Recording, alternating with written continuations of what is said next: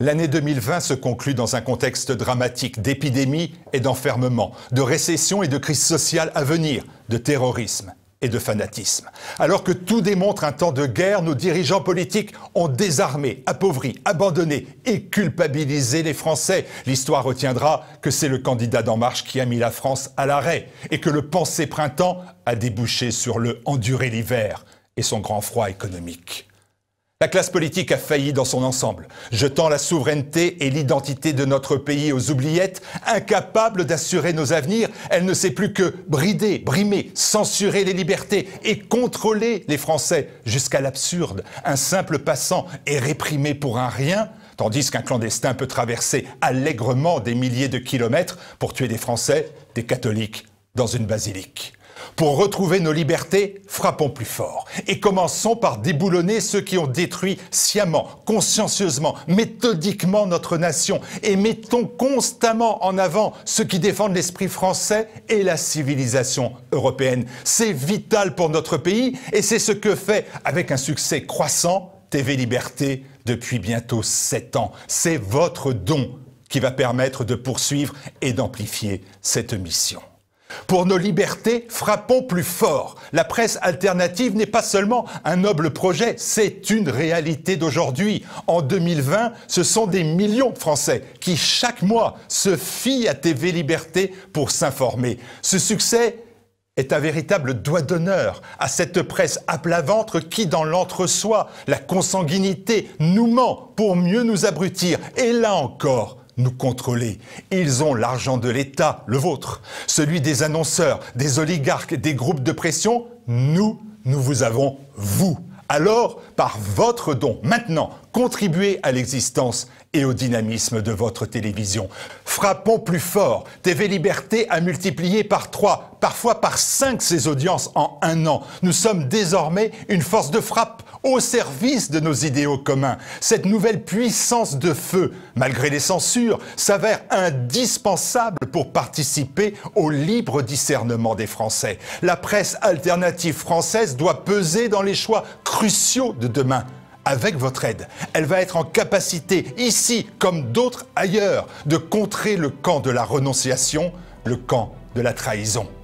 Nous avons franchi un cap. Les chiffres ne mentent pas, ils ne trompent pas. Les nouvelles émissions arrivent, la mobilisation des équipes de TVL est totale, les talents sont là. Alors que se joue comme chaque année à cette époque le budget annuel de TV Liberté, je vous demande de répondre présent à notre appel en versant un don. Rejoignez la communauté de ceux qui, selon la très belle image de Sylvain Tesson, préfèrent vivre en plein vent que de survivre dans le formol résigné face à la puissance destructrice de l'ennemi. En avant, en plein vent.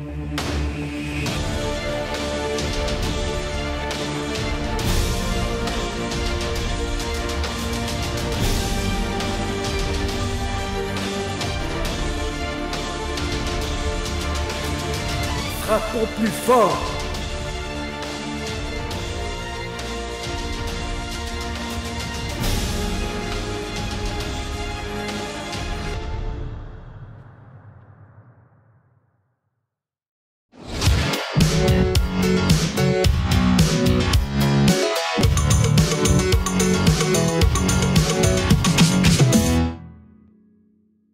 Chers amis téléspectateurs de TV Liberté, bonsoir. Nous nous retrouvons donc, bonjour pour ceux qui nous prendront le matin ou dans la journée. Nous nous retrouvons donc pour une nouvelle émission synthèse, une émission synthèse préenregistrée, je dois le préciser, compte tenu de la situation actuelle, que évidemment j'animerai avec mon collègue et ami, confrère et ami plutôt, Philippe Randa. Bonjour Philippe. Bonjour Roland, bonjour Thomas Joly. Bonjour. Tout va bien. Et nous avons comme invité aujourd'hui Thomas Joly, qui est le président du Parti de la France. Bonjour Thomas. Bonjour. Donc c'est une émission à Paris politique évidemment, et qui sera, vous allez nous parler un petit peu de ce qu'est aujourd'hui le Parti de la France, les projets que vous avez et votre position aussi par rapport à la situation actuelle. Voilà. Donc il y a une question, toi, je voudrais vous poser tout de suite, parce que souvent on me la pose, les gens, que devient ou comment va Karl Lang ? Karl Lang, que nous avons reçu à plusieurs reprises dans cette émission, toujours avec beaucoup de plaisir. Et Karl Lang, qui était votre prédécesseur à la tête du Parti de la France. Le créateur du Parti de la France, le fondateur. vous étiez aussi dès le début, je crois, et qui a 10 ans durant dirigé ce parti et qui, à bout de 10 ans, a décidé de vous laisser la place. Alors comment va-t-il? Il va bien? Déjà, il va très bien. Karl Lang va très bien. Voilà, il a fait le choix, lors de notre dernier congrès, il y a à peu près un an, de passer la main en fait à une équipe plus jeune. Donc j'ai pris mes responsabilités. J'ai été le seul candidat d'ailleurs à sa succession et ça s'est fait de manière tout à fait amicale, démocratique, amicale, conviviale. Voilà, c'est une transmission dans la continuité. Qui n'est pas le centralisme démocratique de mauvais souvenirs. Voilà, non, de toute façon, il n'y avait pas de problème politique, c'est juste que Karl Lang souhaitait passer la main après des décennies de combats politiques, mais évidemment, il s'intéresse toujours de près à l'actualité politique, et il nous arrive de nous croiser chez des amis, comme chez Jean-Marie Le Pen, par exemple, lors de son anniversaire, donc voilà, mais Karl Lang va très bien, il est en pleine forme. Eh bien, nous le saluons amicalement. Voilà. Alors, donc, il y a un an, comme vous l'indiquiez, vous êtes devenu le président du Parti de la France. Alors, on pourrait peut-être faire un petit historique quand même du Parti de la France. Le Parti de la France existe depuis 10 ans maintenant, depuis 2009, je crois. Il s'est présenté à de nombreuses élections. Il a même eu parfois des résultats tout à fait honorables, d'ailleurs, quelquefois. Et, bon, avec la difficulté, évidemment, qui est celle d'un parti jeune et malheureusement qui a peu de moyens, mais enfin au moins qui a surtout de la volonté, c'est ce qui est important. Alors parlez-nous un petit peu de l'histoire du Parti de la France en quelques mots, parce que ça, je pense que ça intéressera les téléspectateurs de TV Liberté. Bien, le Parti de la France se présente comme souvent, que je dis pour aller vite, je dis comme le Front National qu'elle a l'historique. En fait, la plupart des fondateurs, enfin en tout cas les fondateurs, les plus anciens membres du Parti de la France sont issus du Front National, et dans lequel nous ne le reconnaissions plus. À l'époque, nous avions constaté que depuis déjà quelques années, donc je parle au milieu des années 2000, comment le Front National n'avait plus ce rôle de droite nationale de conviction qui manquait dans la vie politique française, et nous ne souhaitions pas aller vers une dédiabolisation obsessionnelle et dans le renoncement à ce pour quoi nous nous sommes engagés en politique. Donc Karl Lang, pas tout seul, avec des amis, avec une quarantaine de conseillers régionaux, dont moi-même, a décidé de créer le Parti de la France, qui est en fait le Front National non renié. Je rappelle que lors de la création, toujours, d'ailleurs peut-être aujourd'hui pour certains d'entre eux en tout cas, il y a eu beaucoup de responsables historiques, je pense évidemment aux plus illustres d'entre eux, Roger Hollande, qui a été président d'honneur du PDF pendant jusqu'à son décès, au mois de février dernier. Je pense à Martine Le Hideux, bien sûr, je pense à Jean-Pierre Revaux, et que ceux que je ne sais pas... Christian Bécrout, évidemment. Myriam. Fernand Le Rachinel. Fernand Le Rachinel et un certain nombre d'autres. Donc ils me pardonneront de ne pas tous les citer, parce qu'il y en a quand même beaucoup, mais qui ont été des vieux compagnons de route de Jean-Marie Le Pen, et qui, on ne va pas rentrer dans des polémiques inutiles, mais enfin, pour parler clairement, qui ne se retrouvaient pas dans la ligne proposée et imposée par Marine Le Pen au moment de son arrivée à la tête du Front National. Mais, je le répète, cette émission, comme son nom l'indique, est une émission de synthèse, donc on ne va pas se polariser sur le cas de Marine Le Pen, bien entendu, ici. Mais je crois que votre parti a une singularité, comme vous le dites, c'est d'assurer aujourd'hui le rôle d'une droite nationale non reniée, je crois que c'est le terme que vous aviez employé, et une droite nationale de conviction, ça personne n'en doutera, et qui peut-être un jour jouera un rôle dans la vie de ce pays, qu'il mériterait en tout cas.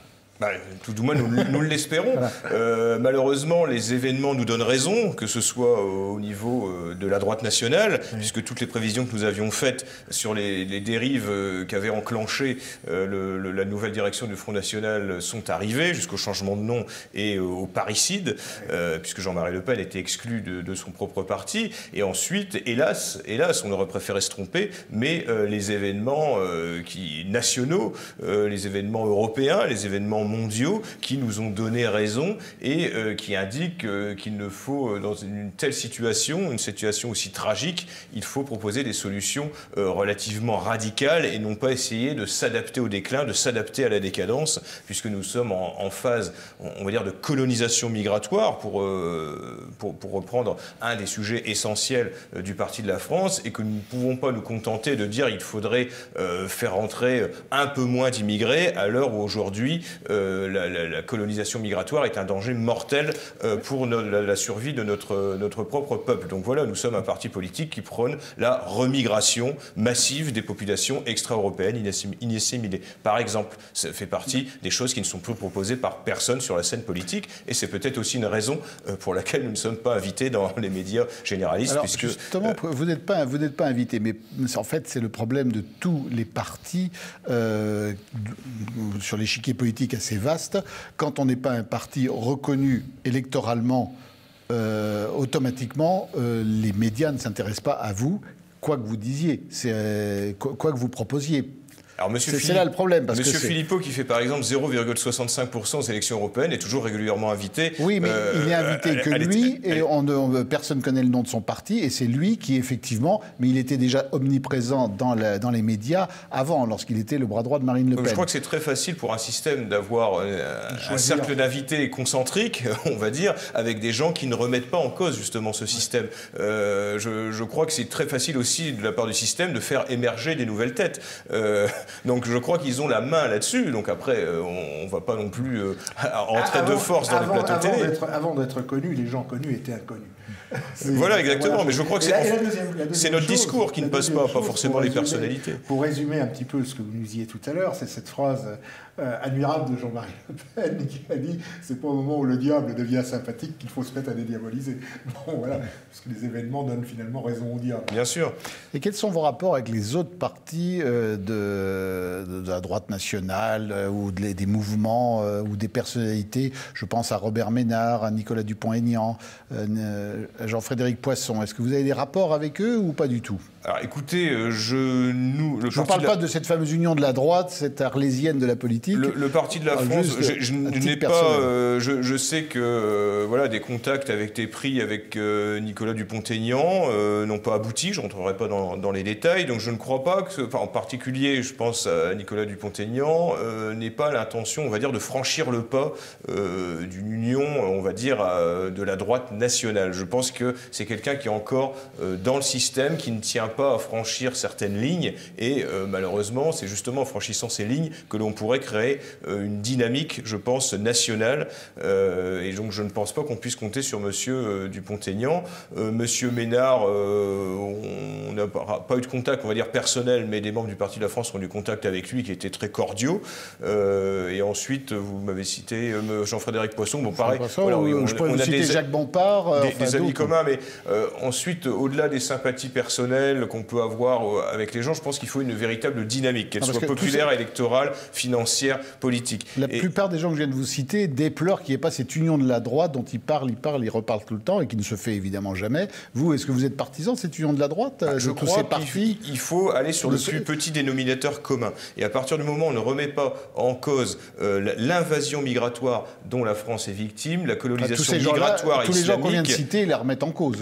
Oui, peu ou prou, mais ils la remettent en cause. Encore faudrait-il se détacher voilà, de ces fameux dogmes républicains, cet universalisme républicain qui ne veut pas remettre en cause voilà, cette invasion migratoire qui a été entreprise depuis des décennies et qui doit forcément aboutir, pour qu'on puisse régler les problèmes, la totalité quasiment des problèmes français et européens, doit être totalement remise en cause. Donc moi je suis tout à fait prêt à m'allier avec toute personne de bonne volonté qui a pour objectif de rendre la France aux Français et l'Europe aux Européens. Voilà, pour moi c'est la base commune de toute union, on va dire, de la droite ou même au-delà. Mais je pense d'ailleurs, on voit bien qu'avec certains attentats, même la gauche commence à remettre en question son idéologie immigrationniste. On ne met pas en cause l'immigration, on met en cause l'islam radical.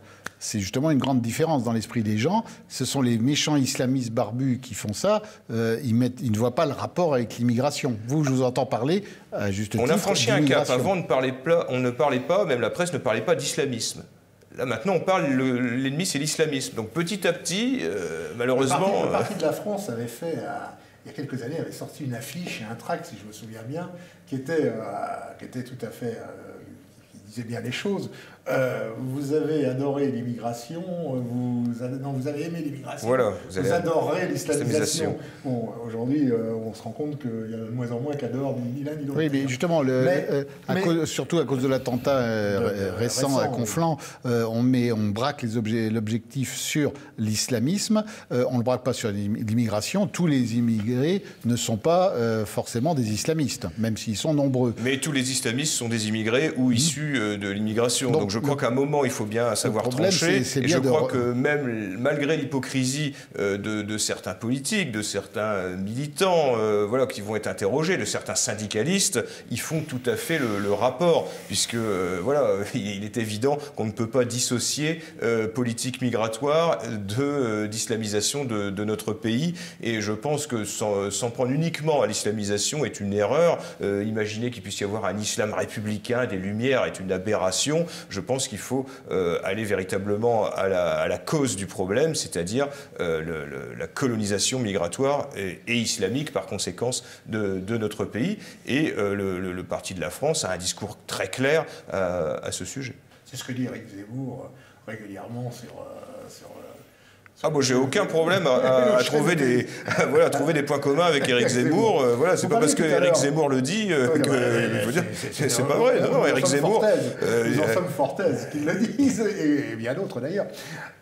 Vous disiez tout à l'heure vous répondiez à la question de Philippe Randa, et dites-le moi si je me trompe, mais je crois que le premier objectif, peut-être qui est aussi celui du Parti de la France, c'est peut-être aussi de reconquérir le marché intérieur avant d'aller chercher des alliances avec Jean-Frédéric Poisson ou Nicolas Dupont-Aignan, ou qui sais-je encore. Je crois que d'abord, vous avez un marché intérieur à reconquérir dans la mesure où aujourd'hui, une grande partie de ce qui constitue le mouvement national est un petit peu en déshérence, il faut bien le reconnaître. Nous recevions il y a quelques semaines, ici même, Lorraine Saint-Afrique, qui est le secrétaire général de l'Institut Jean-Marie Le Pen, qui vient de se créer, et nous en parlions. Justement, c'est ce constat que nous faisons qu'une bonne partie du mouvement national, aujourd'hui, au moment où les événements nous donnent raison, au moment où on entend dire sur des tas de chaînes de télévision et qu'on entend dire partout autour de nous, ah bah ouais, finalement, peut-être que Le Pen avait raison. Bon, c'est tant de choses.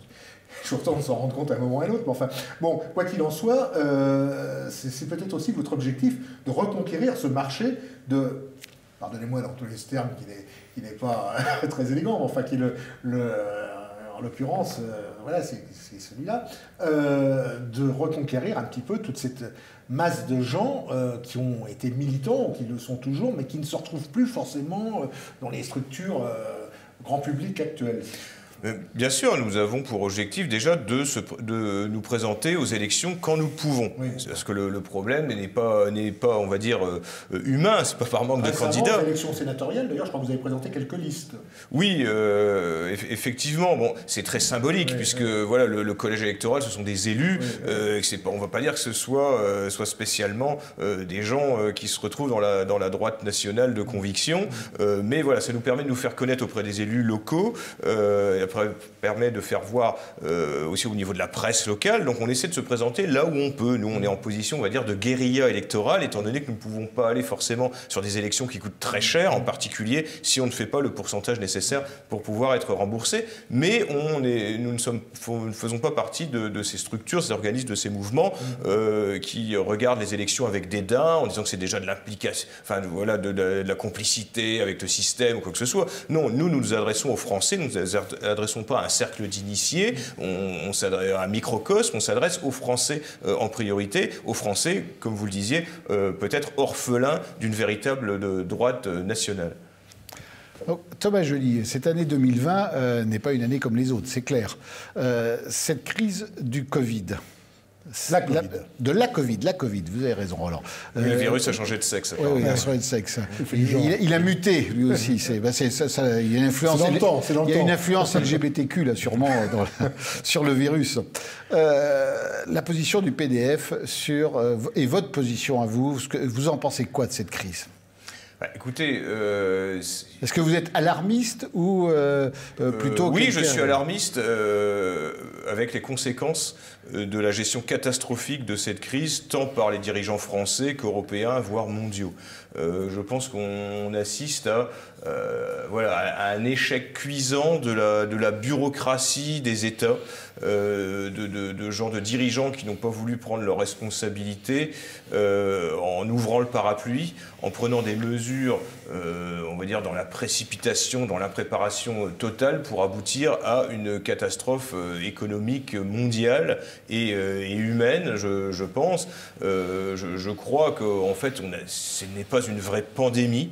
Ce n'est pas une vraie épidémie, puisqu'une épidémie ou une pandémie se mesure au nombre de morts. Et là, actuellement, alors encore faut-il connaître le nombre de morts. Je pense qu'on ne pourra le voir que peut-être qu'avec un peu plus de recul. Sur les chiffres que l'on a, et je connais bien ces chiffres depuis le début, ils évoluent, mais ils évoluent à la baisse par rapport aux gens contaminés, aux gens qui ont développé la maladie. Il y a moins de 3% de morts au niveau mondial. Alors, je précise juste une chose, pardonnez-moi de vous interrompre, mes amis, mais je précise juste une chose. Nous sommes à la fin du mois d'octobre. Oui, mais... Un mois, évidemment, sous réserve que brusquement il y ait une flambée de morts dans les début novembre, ce mois de novembre, l'épidémie mondiale fait moins de 3% de morts, c'est-à-dire moins qu'une épidémie de grippe. La Covid n'est pas une grippe, certes, mais c'est une épidémie qui fait moins de morts qu'une épidémie de grippe normale. Alors, vous en pensez quoi ? Vous pensez que déjà, je suis d'accord avec vous. Donc là, c'est totalement alarmiste puisqu'on n'a jamais arrêté la vie d'État tout entier pour une épidémie de grippe saisonnière.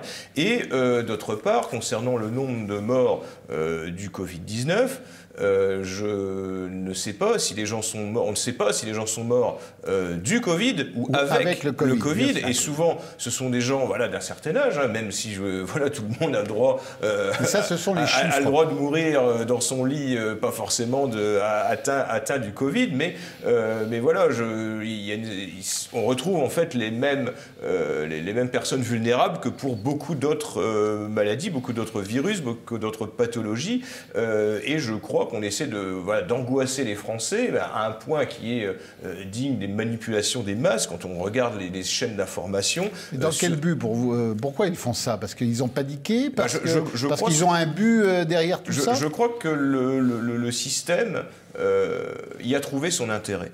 Je crois que le système y a trouvé son intérêt.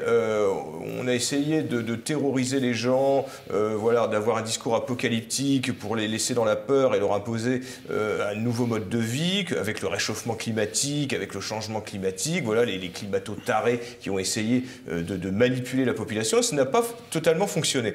Et donc là, ils s'aperçoivent qu'avec un virus qui finalement ne tue pas grand monde, ne touche pas grand monde, ne rend pas malade beaucoup de gens, ils arrivent à terroriser la population et je crois que ça va permettre également de relancer certaines choses, certains programmes du nouvel ordre mondial de manière beaucoup plus rapide et pratique vis-à-vis des peuples qui sont prêts malheureusement pour beaucoup à accepter beaucoup de mesures contraignantes. Le fait que cette crise soit mondiale aussi, pourquoi pas comme conséquence d'accentuer la volonté des dirigeants de la plupart des pays du monde, je dis bien de la plupart, et heureusement il y a quelques-uns qui sont en état de résistance par rapport à ça, mais d'imposer un jour ou l'autre une gouvernance mondiale pour expliquer que justement face à ces problèmes qui aujourd'hui sont soi-disant des problèmes à l'échelle planétaire, eh bien il faut un gouvernement planétaire. Bien sûr, ça a été évoqué. Ça a été évoqué par le prince Charles. Je ne sais pas pourquoi il a été interrogé là-dessus, mais lui il avait parlé d'un gouvernement militaire mondial pour venir...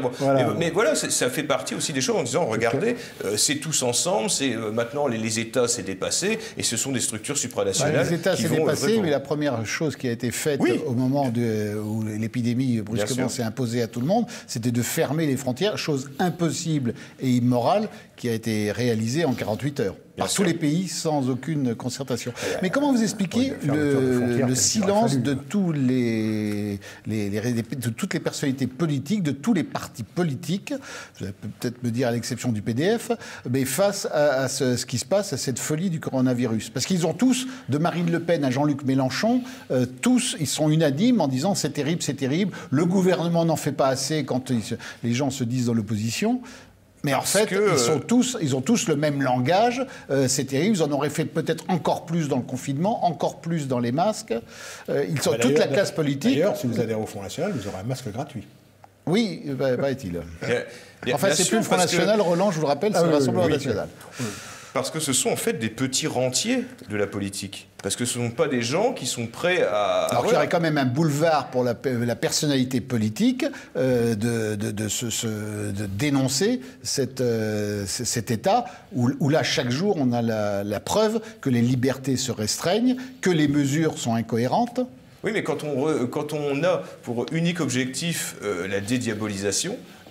Donc, évidemment, on n'a pas envie de se ranger du côté où là on va être diabolisé, puisqu'il suffirait qu'une personnalité politique qui est invitée sur les plateaux télé ait le même discours que le Parti de la France. Regardez le professeur Raoult. Oui, voilà. Il n'y a qu'à voir le professeur Raoult. Lui qui ne fait pas de politique et qui tient bien à dire que les décisions politiques ne sont pas des décisions scientifiques. Les petits rentiers de la politique que vous avez cités n'ont pas voulu prendre de risque, que ce soit auprès de leurs possibilités, leurs entrées dans les médias, et également au niveau de l'électorat. Voilà, comme le disait Roland Helly tout à l'heure, ils ont des parts de marché, donc voilà, la part de marché des boomers, ils ne voulaient pas la perdre, donc ils étaient plutôt dans une optique... Vous n'y voyez évidemment aucun mépris, mais l'audience des partis de la France, de Debout la France, de Dupont-Aignan ou d'autres... ce n'est pas l'audience que pourrait avoir un Mélenchon, une Le Pen ou un autre un leader des Républicains s'ils finissent par en trouver un, pour brusquement relever le flambeau de ceux qui disent non, on arrête ces stupidités, on arrête la folie du coronavirus, c'est pas nouveau que les chiffres sont là, et n'ont qu'à prendre ce que disent les docteurs Raoult, Toussaint. À tort ou à raison, c'est un autre débat, mais ils auraient là automatiquement une partie de l'opinion un peu française importante derrière eux, et personne ne le fait. Parce que ce sont des lâches. Tout simplement, parce que je suis persuadé qu'un certain nombre d'entre eux ne croient pas une seule seconde que c'est une pandémie équivalente à la grippe espagnole ou à la peste noire. On le voit bien de toute manière, même dans notre vie de tous les jours, peu de personnes ont des gens qui étaient au départ jeunes et en bonne santé et qui sont morts du coronavirus. Ça n'existe quasiment pas, par quelques cas très marginaux. Même s'ils sont minoritaires dans mes relations, je vais intervenir, un certain nombre disent quand même « Ah oui, mais c'est important, les hôpitaux commencent à être submergés de malades. » Quand on leur montre les chiffres réels de ceux qui sont en réanimation, à cause du matraquage médiatique. C'est le matraquage c'est-à-dire que même des gens intelligents, capables de critiquer habituellement les décisions du gouvernement, de ne pas être pris pour des dupes, sont là terrorisés. Même des gens qui sont lucides habituellement ne le sont plus. Ce phénomène de sidération, comment vous l'expliquez? Comment le gouvernement a réussi, un gouvernement dont mensonges se sont multipliés tout au long de la crise, tout au long de l'année 2020. Le gouvernement a mis le paquet et la presse aussi a mis le paquet. Je vous mets au défi d'écouter France Info ou BFM sur une journée, mais voilà, on ne parle plus que de Covid. Mais voilà, avec l'accumulation de chiffres, depuis 6 mois. Oui, voilà, et en plus de déclarations péremptoires avec personne en face, puisque maintenant les personnes qui pouvaient dire on voit sur quelques chaînes, mais c'est assez rare d'avoir des scientifiques qui contredisent en fait les chiffres ou les prévisions apocalyptiques, ou voire même remettre les chiffres dans leur contexte. Mais bon, je pense que n'importe quel Français, s'il prenait un petit peu de recul, et quand on vous dit mais attendez, le nombre de patients du Covid a doublé en réanimation à l'hôpital de Brest et qu'on est passé de 1 à 2, effectivement, on est passé une 100% d'augmentation. Et voilà, les journalistes d'État, on va dire, ne prennent aucun recul et évidemment assènent des chiffres de ce goût-là, et comment ne jamais ne remettre en cause en disant oui, effectivement, on est passé de 1 à 2 dans un hôpital, ce qui est dérisoire. Est-ce qu'il n'y a pas aussi une autre raison, c'est cette politique du gouvernement de sidérer les gens, de paniquer les gens, pour masquer l'état des hôpitaux français, incapables d'avoir un afflux de malades du Covid, un afflux que tous les autres pays peuvent gérer beaucoup plus facilement. Le gouvernement avait annoncé il y a quelques mois des sommes faramineuses qui devaient servir à être mis dans les hôpitaux français pour créer des lits et tout ça. Pas des lits, chercher des médecins en réanimation respiratoire. Les lits, on en trouve partout, chez Ikea ou chez Conforama. Tout à fait. Non, mais ce que je voulais dire, c'est le fond du problème vient peut-être de bien plus loin. Il me semble avoir lu récemment un article dans une revue que je ne citerai pas, d'un dénommé Philippe Randa. Oui, sur Santé nationale, effectivement. Très bonne lecture. Qui parlait effectivement, du fameux numerus clausus sur le nombre réduit de médecins, et aussi à partir de... mais ça remonte à Robert Boulin, donc je ne vais pas vous refaire l'article que j'ai fait pour le prochain numéro de Synthèse nationale, effectivement. Mais ça a démarré avec Robert Boulin, et il y a eu Simone Veil qui a embrayé avec ses responsabilités ministérielles dessus pour réduire l'argent dans les hôpitaux en disant il faut que les hôpitaux coûtent de moins en moins cher. Donc la responsabilité, effectivement, c'est pas Emmanuel Macron ni même Agnès Buzyn ou Olivier Véran qui sont directement responsables de l'état actuel des hôpitaux. Ça remonte à Robert Boulin et à Simone Veil. Et le problème, c'est que cette année, face à ce qui s'est passé en début d'année, où est passé l'argent ? Est-ce que vous avez une réponse à ça? Est-ce que vous savez ce qui a pu être fait pour les hôpitaux? Je ne crois pas que c'était à coups de millions, même de centaines de millions, qu'en 6 mois, on allait réparer l'hôpital français. Il y a deux possibilités, deux choses concernant le système hospitalier français. C'est que le système hospitalier français doit bénéficier aux Français. D'abord, je dirais même exclusivement. Et d'avoir voulu soigner toute la misère du monde depuis des décennies a aussi évidemment réduit la capacité d'accueillir en période, on va dire, de crise sanitaire, entre guillemets, parce que, bon, ce qu'on a dit avant, voilà, moi je ne crois pas que nous soyons dans une crise sanitaire, nous sommes dans une crise du système hospitalier. Et dès qu'il y a quelque chose qui sort un petit peu de l'ordinaire, avec des services qui sont régulièrement en tension, en particulier dans les zones à forte population immigrée, qui profitent énormément du système de soins français, et bien évidemment ça pose des problèmes et on a du mal à accueillir quelques dizaines de personnes de plus en réa. Donc je suis tout à fait d'accord avec vous, comme quoi le système hospitalier français, le système de soins français a été broyé depuis des décennies et, conséquence aggravante, on l'a ouvert à toute la misère du monde. Donc je crois... Et on a voulu en faire aussi un espace de rentabilité. Est-ce qu'un hôpital doit être rentable? On a cumulé tout ce qui... En gros, on a fait tout ce qu'il ne fallait pas faire avec, cerise sur le gâteau, le numerus clausus qui aurait dû être débloqué depuis des années, puisque si on débloque ne serait-ce qu'aujourd'hui, comment? Il faudra des années pour... Oui, voilà, ça va être 10 à 12 ans pour réparer ça. Et certes, on peut faire appel à des médecins étrangers, mais je crois que ça pose aussi un gros problème et de compétences et de barrière de la langue, car voilà, ça a dû arriver à chaque Français... Et d'autres pays ont besoin aussi de leurs médecins. Oui, bien sûr, mais ça a dû arriver à chaque Français d'aller à l'hôpital et de tomber sur un médecin qui ne parlait quasiment pas un mot de français, où il était très difficile... Ça m'est arrivé quand j'ai été habité en Mayenne, où j'avais besoin de voir un ophtalmologue. On m'a indiqué qu'il y avait 6 mois d'attente, ou alors un nouveau qui venait juste de s'installer, qui était grec. Très bien. Je ne doute pas que ce docteur, ce dentiste, soit un formidable dentiste, sauf que lorsqu'il m'a expliqué mon cas, il ne parlait pas français. C'était un peu embêtant, quoi. Surtout embêtant s'il ne vous a pas compris lorsque vous désignez la dent. La dent, oui, bon, après... Ah voilà. Oui, non, je parlais d'un ophtalmologue. Un ophtalmo, d'accord. Il peut y avoir des cas, on va dire, pas très graves, mais voilà, si vous allez voir un oncologue qui ne parle pas votre langue, voilà, c'est votre vie que vous mettez entre les mains d'un médecin qui peut-être a les compétences, mais à qui on n'a même pas obligé à passer un test. Tout cela on tourne autour du pot. C'est toujours le même problème. C'est le problème de l'abandon de la puissance de notre pays. C'est le problème de l'immigration. C'est toujours la même chose. Et ça, tous les pouvoirs qui se sont succédés depuis 50 ans, et voire plus, en sont les responsables. Donc...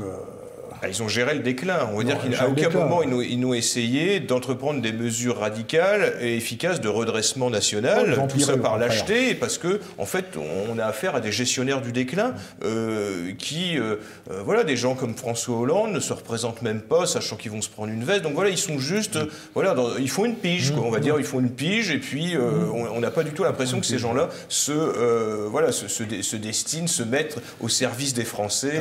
Ils font une pige. En cette année 2020, il y a évidemment la crise du coronavirus, mais il y a aussi le problème plus que jamais redoutable de l'islamisme en France, avec la décapitation du professeur d'histoire à Conflans-Sainte-Honorine. Votre opinion, votre réaction. Votre opinion, je pense que... Je ne vais pas vous demander si vous condamnez. Moi, ça m'énerve toujours quand on condamne un crime. Forcément, un crime est condamnable. Oui, je crois que, bon, là, c'est un peu le point d'orgue, mais je crois que le danger de l'immigration, de peuplement, de la colonisation islamique également. Donc là, évidemment, ça a fait beaucoup de bruit parce qu'on s'en est pris à un hussard de la République, à quelqu'un qui, en plus, était Charlie, et présentait les caricatures de Mahomet à ses élèves. Donc voilà, là, c'est le bug, l'erreur 404 de la gauche laïcarde. Et là, on s'aperçoit un petit peu, voilà, ça se fragilise un peu, puisque bon, on a d'un côté l'islamo-gauchisme, et puis de l'autre, en fait, cette gauche laïcarde qui se réveille en sursaut, brusquement, en se disant, finalement, on pourrait être les premières victimes de ce qu'on a défendu depuis quand même un certain nombre d'années, ou de ce qu'on n'osait pas dénoncer depuis un certain nombre d'années. Moi, je pense que toute prise de conscience est bonne. Le problème, encore, faut-il après faire le bon diagnostic. Et c'est certain qu'en ne remettant pas en cause voilà, tout ce qui a été entrepris pour détruire l'identité nationale française, il est évident qu'on n'arrivera à rien. C'est pas avec plus de laïcité, plus de caricatures, plus d'imams formés, oui, voilà, de valeurs républicaines ou d'imams formés par la République, mais tout ça c'est dérisoire par rapport à la volonté de conquête de ces populations arrogantes, hostiles et préparées à cette conquête. C'est-à-dire que il est clair que moi, je pense, la majorité des immigrés afro-musulmans en France sont dans une optique de conquête et de remplacement. Ouais. Et d'ailleurs, ils n'ont même pas besoin d'entamer une guerre, on va dire, ouverte, puisque de toute façon, par la force des ventres de leurs femmes, ils vont parvenir, malheureusement, et grâce à la complicité de nos gouvernants qui ouvrent grand les frontières et qui refusent d'entreprendre une grande politique nataliste et qui favorisent la culture de mort, on est dans un processus qui va aboutir à ce que les Gaulois soient minoritaires dans leur propre pays d'ici quelques décennies. Donc voilà le grand danger auquel les Français vont devoir répondre. Est-ce que c'est pas un peu incompatible avec l'écroulement de l'économie, avec les mesures du coronavirus? Parce que s'il n'y a plus d'économie, s'il n'y a plus d'argent, s'il n'y a plus toutes les facilités des services sociaux en France, est-ce que les immigrés auront autant d'intérêt à venir pour ne plus rien avoir à se partager? Écoutez, pour maintenir la paix civile... Je pense que on peut comprendre que des pauvres aillent dans un pays riche pour se servir ou pour bénéficier des richesses. À leur place, on en ferait peut-être autant. Mais s'il n'y a plus de richesse, quid? Mais je pense qu'ils seront servis prioritairement, connaissant les risques, on va dire, de guerre civile si on leur coupait les vivres. Donc ce sera plus facile de couper les vivres aux retraités ruraux français plutôt qu'aux Fatma à 12 enfants de Seine-Saint-Denis. Donc je pense qu'il y aura des choix qui seront faits et on peut faire confiance à nos gouvernants pour faire le choix de l'étranger plutôt que le choix des Français. Alors je précise à ce niveau-là que, bien évidemment, ce langage tout à fait clairvoyant que vous tenez, nous ne mettons pas tous les immigrés dans le même sac. Bien sûr, il y a des gens qui sont venus sincèrement pour travailler. Bon, voilà.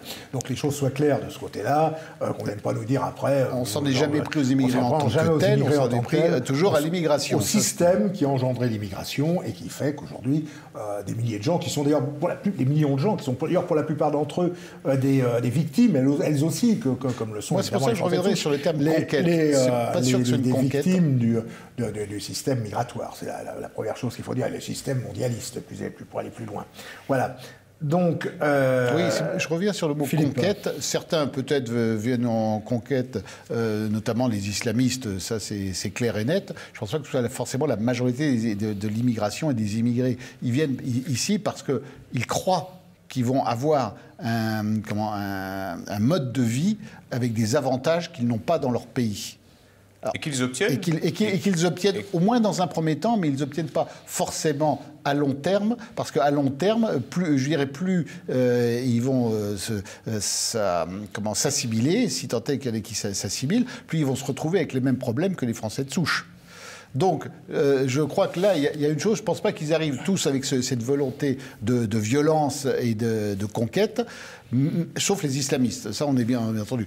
En revanche, ils vont poser un problème économique, et on s'en aperçoit maintenant, à créer ces zones de non-droit, ces bidonvilles, ces économies parallèles, parce que, en fait, c'est un leurre pour eux de venir dans nos sociétés en pensant qu'ils vont du jour au lendemain devenir nos égaux économiquement. Vous les trouvez plus agressifs que moi, je ne peux les trouver agressifs. Je pense qu'une partie d'entre eux sont des victimes aussi. J'ai beaucoup de mal, moi je connais beaucoup plus de victimes, on va dire françaises dans leur propre pays, plutôt que d'immigrés victimes. Oui, mais voilà, aujourd'hui, sur la quantité... L'immigré victime de la CAF, l'immigré victime de la préférence étrangère, l'immigré victime du racisme qui n'existe pas, puisque bon, le seul racisme vécu, c'est celui par les Gaulois, par les petits blancs, dans des zones qu'ils ont dû déserter à cause de la présence de ces immigrés. Je ne pense pas que c'était juste 2-3 islamistes excités qui ont fait partir l'ensemble des classes populaires françaises des cités, des centaines de cités françaises aujourd'hui colonisées. Donc il y a une attitude, je pense, générale des immigrés afro-musulmans qui ne sont pas, on va dire, parce que voilà, maintenant, il y a des zones entières en France qui sont contrôlées par les islamo-mafieux. Et tout le monde en croque. Tout le monde en croque, ceux qui sont restés, les immigrés. Alors je ne dis pas que tous sont des trafiquants de drogue islamistes, là n'est pas la question, mais ils se sont organisés. Le séparatisme, en fait, existe déjà, le fameux séparatisme. Et voilà, au Parti de la France, nous, on est pour le séparatisme définitif, en les renvoyant dans leur propre pays. Et je pense que... plutôt que de parler de séparatisme, on ferait mieux de parler plutôt d'irrédentisme, puisqu'ils veulent justement rattacher la France, ou les pays européens, au monde arabe, enfin au monde musulman en tout cas. C'est pas du séparatisme. Et en plus, de toute manière, ça ne fonctionne pas. Ouais. Pourquoi on en parle encore d'intégration ou d'assimilation d'immigrés extra-européens sur 4 générations, alors que la France a pu assimiler en l'espace quelquefois d'une seule des populations européennes. Donc je crois que le problème ne doit pas être de savoir si l'immigré est manipulé, est une victime également. Ça ne fonctionne pas. Eh bien, quand il y a quelque chose qui ne fonctionne pas, on le résout en renvoyant chez lui le problème. Oui, je crois qu'il faut faire... Et c'est pour ça en politique, on est obligé de faire des généralités. Alors, et je crois qu'on doit faire une différence entre immigrés européens et extra-européens. Certains sont de fait maintenant, depuis les années 70, depuis 2, voire 3 ou 4 générations nés en France. C'est ce qu'on va vous répondre. Oui, bien sûr. Écoutez, quand ils sont venus, ils ne connaissaient pas le pays. Et ceux qui repartiront, ils feront connaissance avec leur pays d'origine. C'est pas absolument dramatique non plus. Et de toute façon, à partir du moment qu'une population s'implante sur un territoire, parfois les gens vous rendez compte, il y a une mosquée qui se construit dans telle ville et tout ça. Et dans telle ville, il y a 30 ans, il y avait 2% de musulmans et aujourd'hui, il y en a 63%. Il ne faut pas s'étonner que ces 63% de gens aient envie d'avoir une mosquée. Le problème, c'est pas qu'ils aient envie d'avoir une mosquée. Le problème, c'est qu'ils soient 63%. C'est ça le fond du problème. D'un autre côté, on parlait d'assimilation tout à l'heure, ou d'intégration, je ne sais quoi. Enfin, en tout cas, on nous rabâche les oreilles à la télévision de ces mots-là. Mais on ne s'assimile qu'à quelque chose qui existe. Alors le problème, c'est qu'aujourd'hui, la France, elle n'existe pas. Elle n'existe plus. Ceux qui veulent absolument l'assimilation, veulent l'assimilation à quelque chose qui n'existe plus. Qui d'ailleurs, dont ils portent la responsabilité du fait que ça n'existe plus. Alors là aussi, le problème, on peut toujours inventer des mots aussi stupides que séparatisme. En fait, d'ailleurs, on ne parle plus d'assimilation d'intégration, on parle aujourd'hui de vivre ensemble. Oui, voilà, c'est ça. C'est-à-dire qu'ils doivent vivre à leur manière dans un pays où ils sont logiquement arrivés pour s'assimiler. On ne parle plus d'assimiler. Là, il y a une évolution aussi du vivre en paix ensemble, c'est-à-dire qu'on essayait de ne pas nous égorger, s'il vous plaît, quoi. En gros, non, mais on en est arrivé là, et c'est comme le disait Roland Elie, il y a un problème de masse. C'est-à-dire qu'il y aurait une possibilité peut-être d'intégration avec des populations qui seraient de culture et de religion différentes, mais mais avec un nombre tout à fait marginal, comme ça, comme ça pouvait l'être au début du XXe siècle. Et puis, une émigration, quelle qu'elle soit, n'a une chance de s'assimiler ou de s'intégrer que s'il y a un besoin de main-d'œuvre, un besoin de connaissances. S'il n'y a plus de besoin de travail, d'offres, il n'y a pas besoin de demande. Il y a des pays qui ne prennent pas de gants, parce que bon, voilà, il y a des pays du Moyen-Orient ou des pays d'Afrique qui, dès qu'ils n'ont plus besoin des travailleurs étrangers... Vous parliez tout à l'heure des gens qui sont là depuis 2 ou 3 ou 4 générations, tout à fait. Mais justement, c'est là aussi le problème.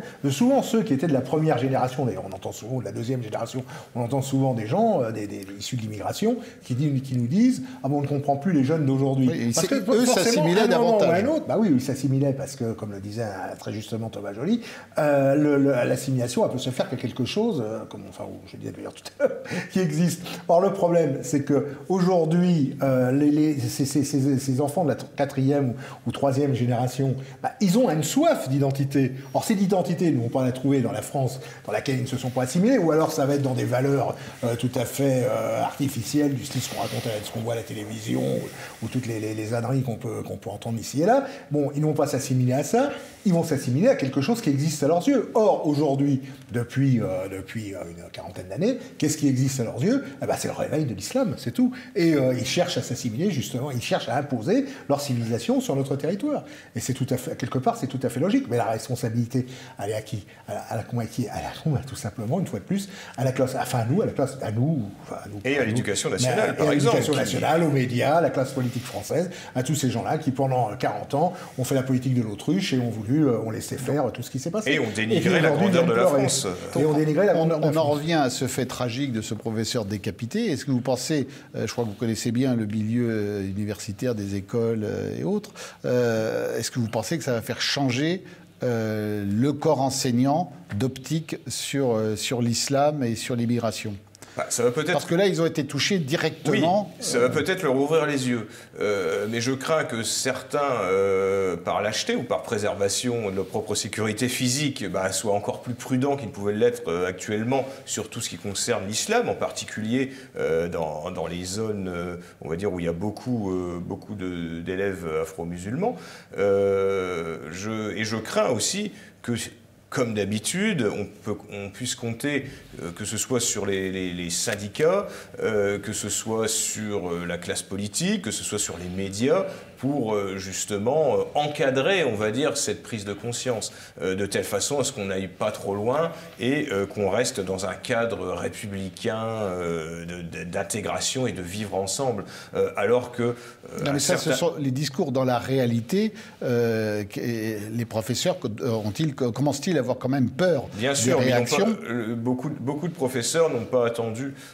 Vous savez, les professeurs, c'est un peu comme les policiers.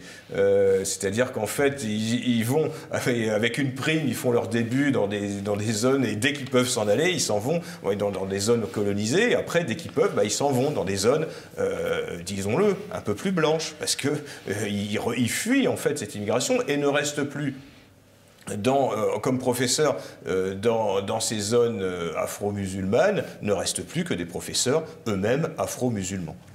Ça, c'est la réalité. C'est-à-dire qu'on retrouve maintenant, et même on les voit en tant que proviseurs, on voit en tant que... Mais est-ce qu'ils ont une autorité sur les élèves, ces professeurs afro-musulmans ? Toujours plus. Alors évidemment, pas une autorité, on va dire, ils n'ont pas l'autorité de l'imam, mais ils ont tout de même une autorité, disons qu'ils n'ont pas cette barrière ethnique qu'ils peuvent avoir directement. C'est plus facile pour eux.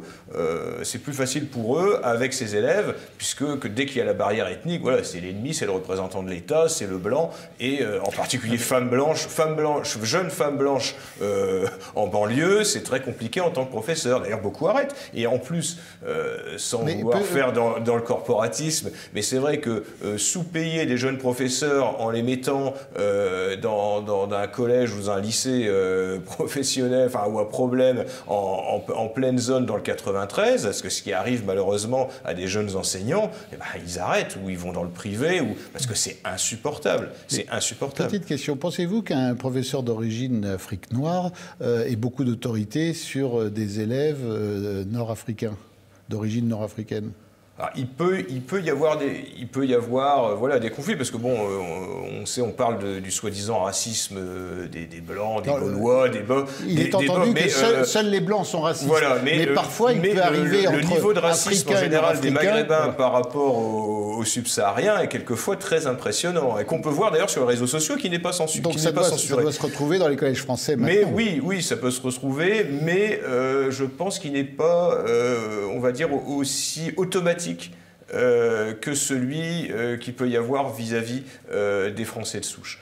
Je crois que c'est un réel problème, et dans ces endroits, dans ces zones, on se demande encore ce qui peut être enseigné, et cette baisse dramatique du niveau entraîne aussi un effondrement général ensuite de l'université française, ensuite des grands corps de métiers français.